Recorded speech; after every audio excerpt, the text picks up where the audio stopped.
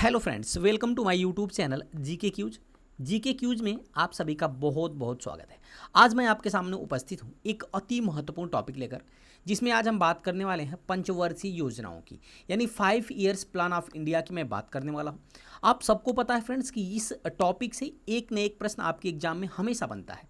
तो चाहे आप जिस भी एग्जाम की तैयारी कर रहे हों, आप सभी के लिए काफ़ी अति महत्वपूर्ण क्लास होने वाली है। तो वीडियो को शुरू से अंत तक जरूर देखिएगा। इस वीडियो में मैंने पूरा डिटेल वाइज कवर किया है ना, कोई भी चीज़ मैंने नहीं छोड़ा है जो आपके एग्जाम में पूछा जाए। तो जो भी चीज़ें पूछी जाएंगी वो मात्र एक वीडियो से सारी की सारी चीज़ें आपको मिल जाएंगी पंचवर्षीय योजना से।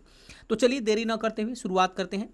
लेकिन अंत में अगर वीडियो की क्वालिटी कंटेंट अच्छा लगेगा तो चैनल को सब्सक्राइब करते हुए बेल आइकन दबाना मत भूलिएगा, ताकि जो भी मैं वीडियो अपलोड करूंगा उसका नोटिफिकेशन आपके पास पहुंच सकेगा।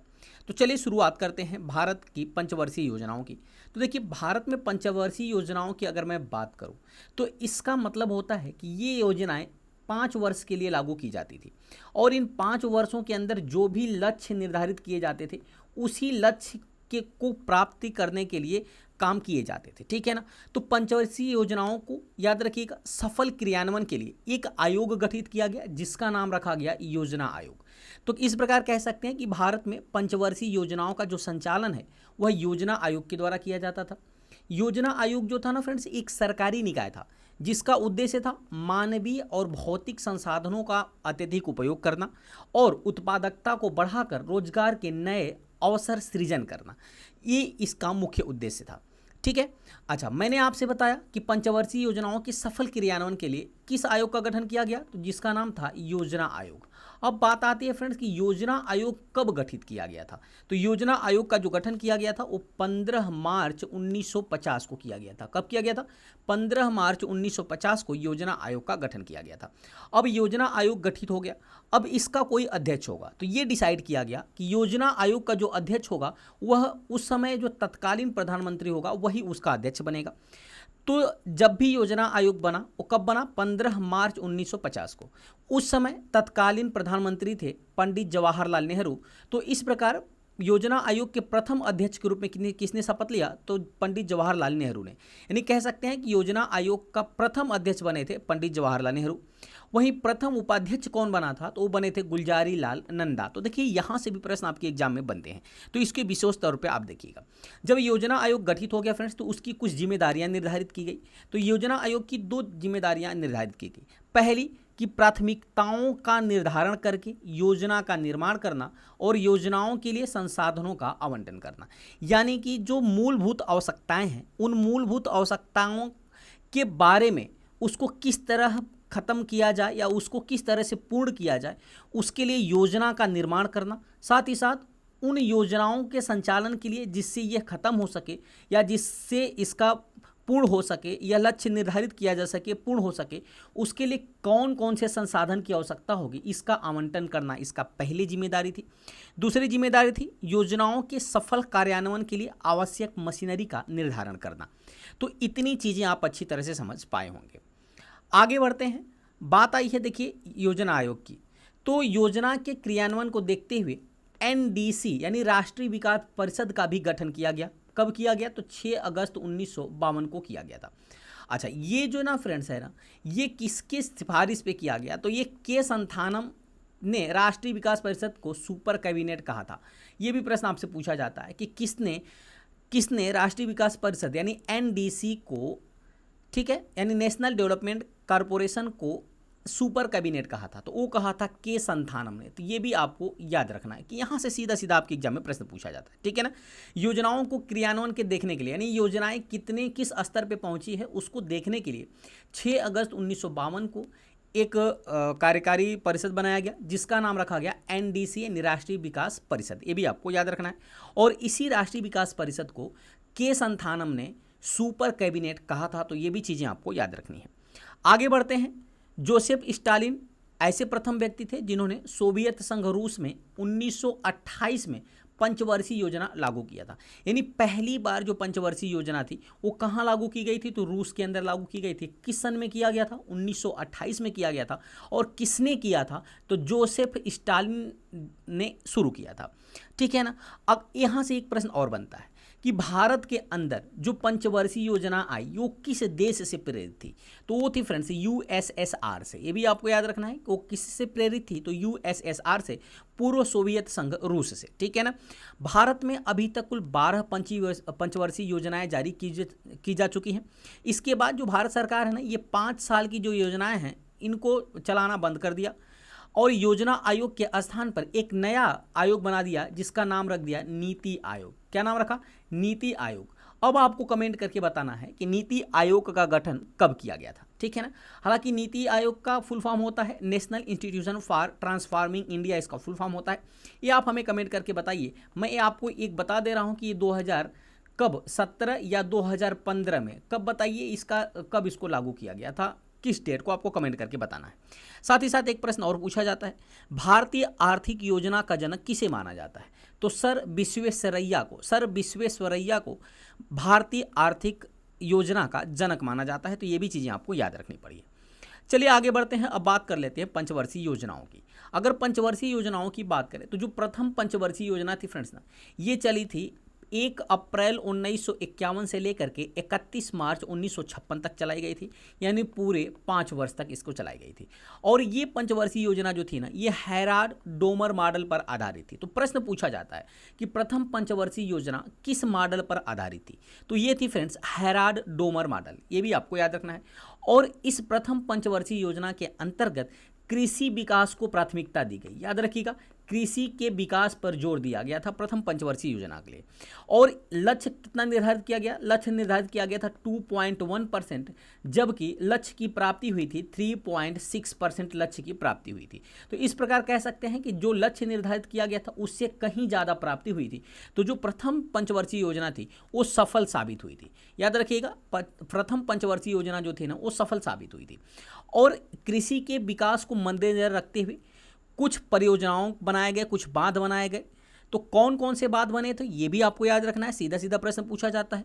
तो जो प्रथम पंचवर्षीय योजना के अंतर्गत कृषि विकास को ध्यान में रखते हुए भाखड़ा नांगल परियोजना की शुरुआत किया गया, नागार्जुन सागर बांध का शुरुआत किया गया, हीराकुंड बांध बनाया गया, मेट्यूर बांध बनाया गया, जबकि दामोदर घाटी परियोजना की शुरुआत की गई थी। तो ये भी चीज़ें आपको याद रखनी है। साथ ही साथ 1956 के अंदर, याद रखिएगा, 1956 में जो है पांच आईआईटी भी खोले गए थे। तो ये भी आपको याद रखना पड़ेगा, ठीक है ना। चलिए आगे बढ़ते हैं अगली पंचवर्षीय योजना की तरफ। अगली पंचवर्षीय योजना की बात करें तो फ्रेंड्स ये चली थी 1956 से 1961 तक। कब तक चली थी? 1956 से 1961, इनका टाइम पीरियड आप याद रखिएगा।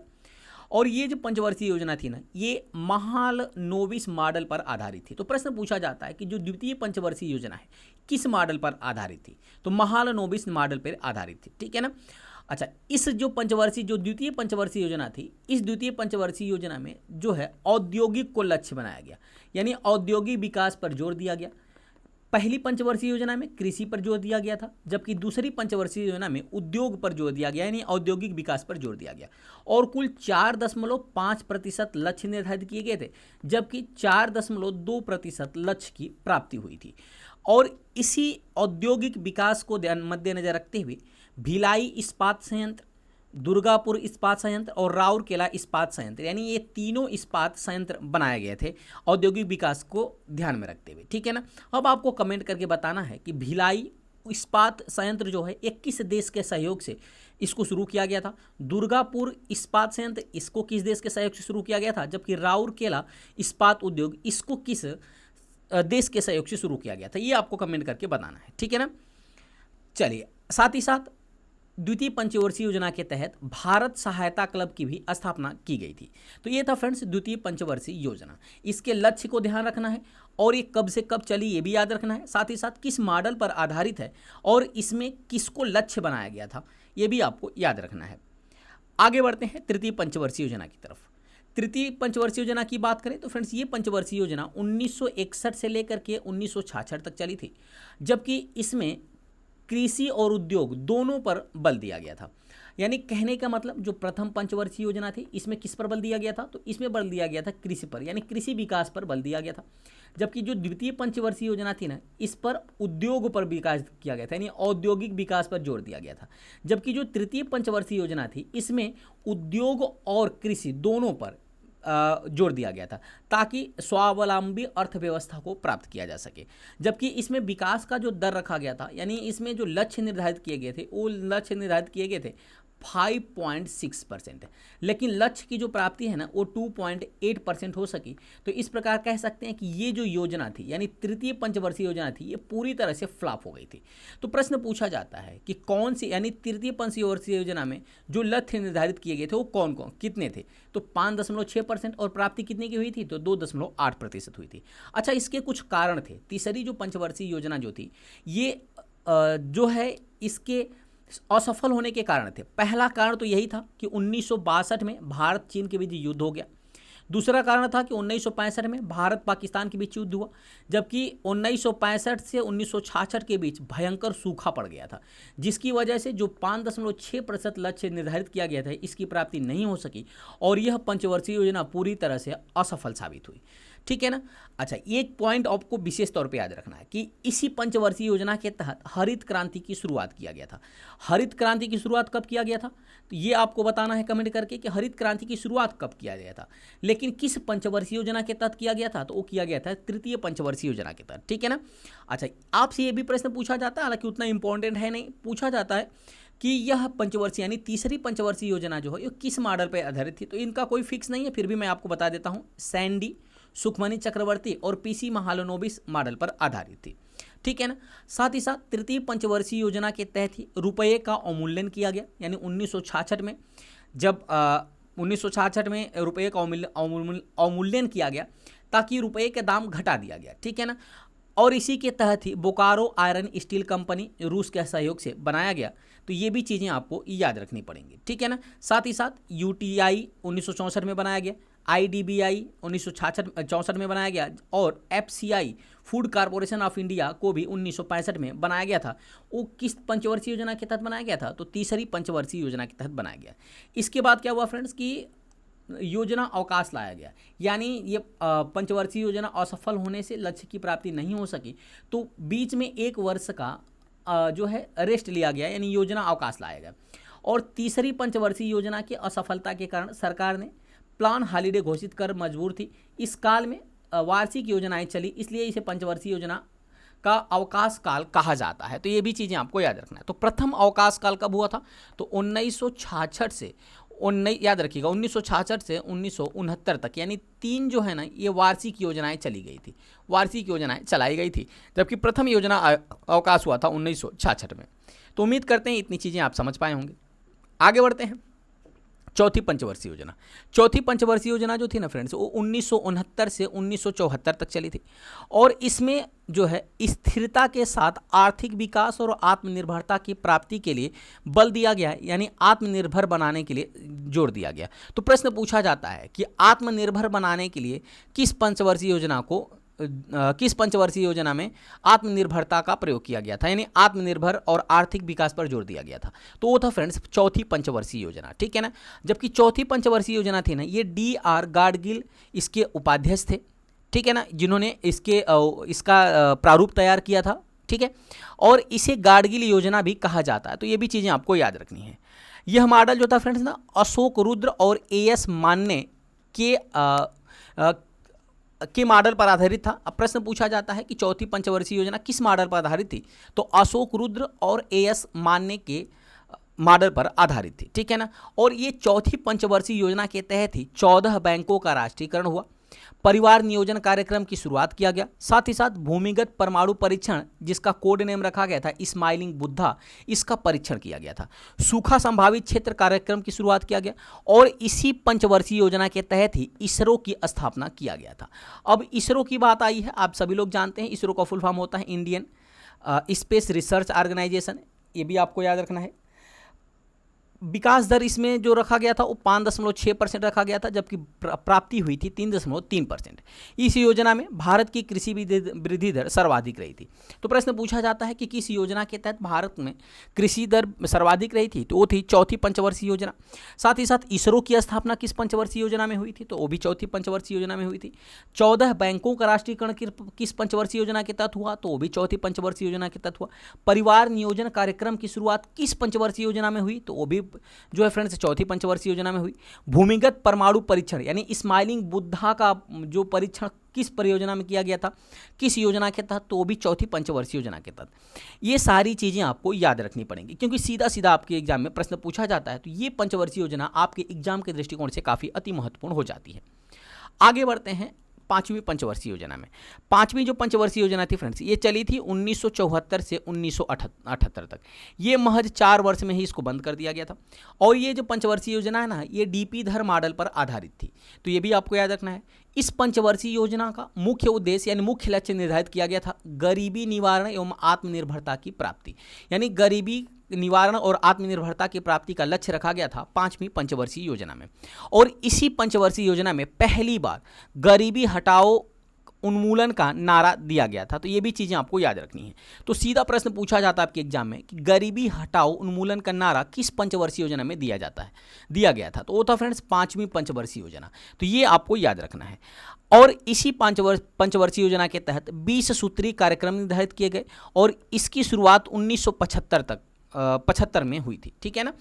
भारतीय राष्ट्रीय राजमार्ग प्रणाली की भी शुरुआत किया गया था और क्षेत्रीय ग्रामीण बैंक की भी स्थापना किया गया था पांचवी पंचवर्षीय योजना के तहत। साथ ही साथ इस योजना की शुरुआत में MNP जो है न्यूनतम आवश्यक कार्यक्रम शुरू किया गया। इसमें विकास दर जो रखा गया था फ्रेंड्स, इसका लक्ष्य रखा गया था 4.8%, जबकि 4.4% लक्ष्य निर्धारित किए गए थे, जबकि लक्ष्य की प्राप्ति हुई थी 4.8%। तो ये पंचवर्षीय योजना सफल रही थी, ये भी आपको याद रखना है। और भारत में आपातकाल की घोषणा भी इसी पंचवर्षीय योजना के तहत की गई थी। याद रखिएगा 4 वर्ष तक इंदिरा गांधी की सरकार चली, उसके बाद मोरारजी देसाई की सरकार यानी जनता पार्टी सत्ता में आई और इस पंचवर्षीय योजना को 1 वर्ष पहले ही खारिज कर दिया गया और अनवरत योजना यानी रोलिंग प्लान को लागू किया गया। तो ये भी आपको याद रखना है, ठीक है ना। उम्मीद करते हैं ये पांचवी पंचवर्षीय योजना भी आपको अच्छी तरह से समझ में आई होगी, ठीक है। आगे बढ़ते हैं। अब बात करें फ्रेंड्स, तो यहाँ पे आपको पता है कि इंदिरा गांधी की सरकार चली गई थी, मोरारजी देसाई की सरकार आ गई थी, तो उन्होंने क्या किया था, तो उन्होंने रोलिंग प्लान चलाया था। तो याद रखिएगा रोलिंग प्लान का तात्पर्य क्या होता है, तो रोलिंग प्लान का तात्पर्य ऐसी योजना से है जिसमें योजना की प्रभावशीलता का मूल्यांकन वार्षिक रूप में किया जाता है और इस मूल्यांकन के आधार पर अगले एक नई योजना बनाई जाती है। परिणाम स्वरूप इस पूरी योजना में आवंटन और लक्ष्य दोनों अपडेट किया जाता है। कहने का मतलब यह है कि रोलिंग प्लान में 1 वर्ष के लिए जो लक्ष्य निर्धारित किए जाते थे वो कितने पूर्ण किए गए इसका मूल्यांकन किया जाता था और इसी के आधार पर अगले वर्ष की रणनीति बनाई जाती थी कि अगले वर्ष में किस रणनीति के तहत जो है लक्ष्य को प्राप्त किया जाएगा, ठीक है ना। ये भी आपको याद रखना है। अच्छा, अब बात करें फ्रेंड्स कि जो रोलिंग प्लान था ये किस मॉडल यानी किसके द्वारा प्रतिपादित किया गया था। जो रोलिंग प्लान था ना फ्रेंड्स, ये गुरनार मिर्डल द्वारा प्रतिपादित किया गया था, ठीक है ना। एशियन ड्रामा पुस्तक में इसका जिक्र किया गया है, तो ये भी चीज़ें आपको याद रखना है। साथ ही साथ भारत में जो है रोलिंग प्लान को लागू करने का श्रेय किसको जाता है, तो TD लकड़वाला को जाता है। तो ये 2 प्रश्न आपको विशेष तौर पे याद रखना है कि रोलिंग प्लान जो है ये किसने प्रतिपादित किया था, गुरनार मिर्डल ने, जबकि एशियन ड्रामा पुस्तक में इसका जिक्र किया गया था। और भारत में लागू करने का श्रेय किसको जाता है, तो TD लकड़वाला को जाता है। इसके बाद फ्रेंड्स 1980 में फिर से वापस से इंदिरा गांधी प्रधानमंत्री चुनी जाती हैं और भारतीय राष्ट्रीय कांग्रेस द्वारा इसे खारिज कर यानी रोलिंग प्लान को समाप्त करके एक बार फिर से जो है पंचवर्षीय योजनाओं को लागू कर दिया जाता है।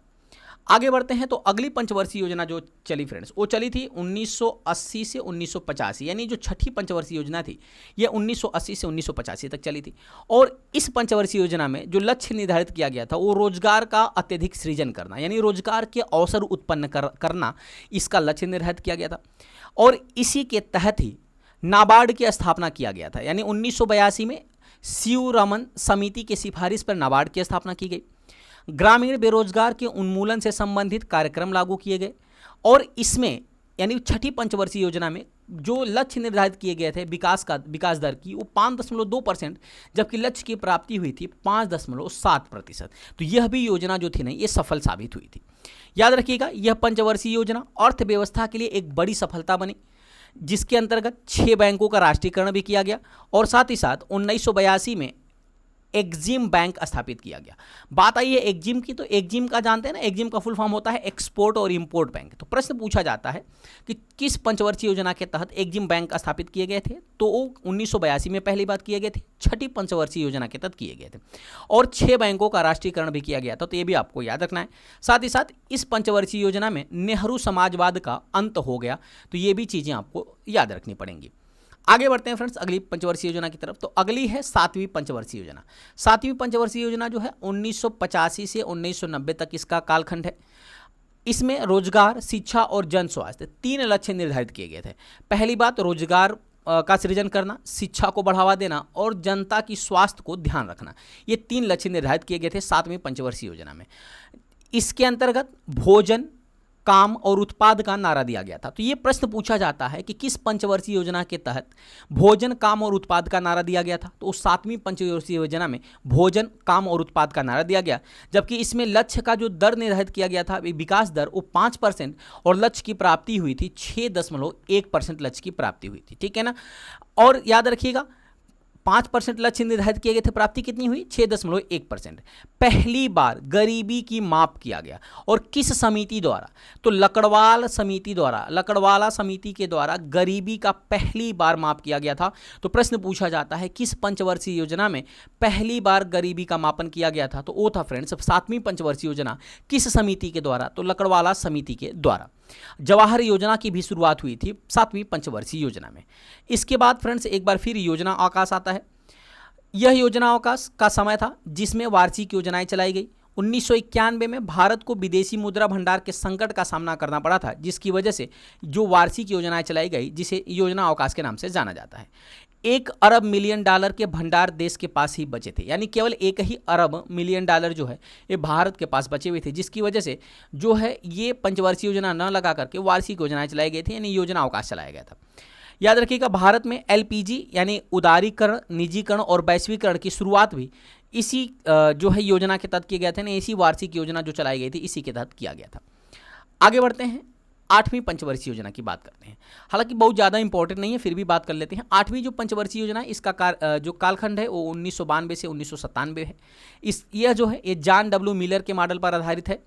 इसमें कृषि मानव संसाधन विकास पर जोर दिया गया था, यानी जो लक्ष्य निर्धारित किया गया था वो कृषि मानव विकास का निर्धारण करना था।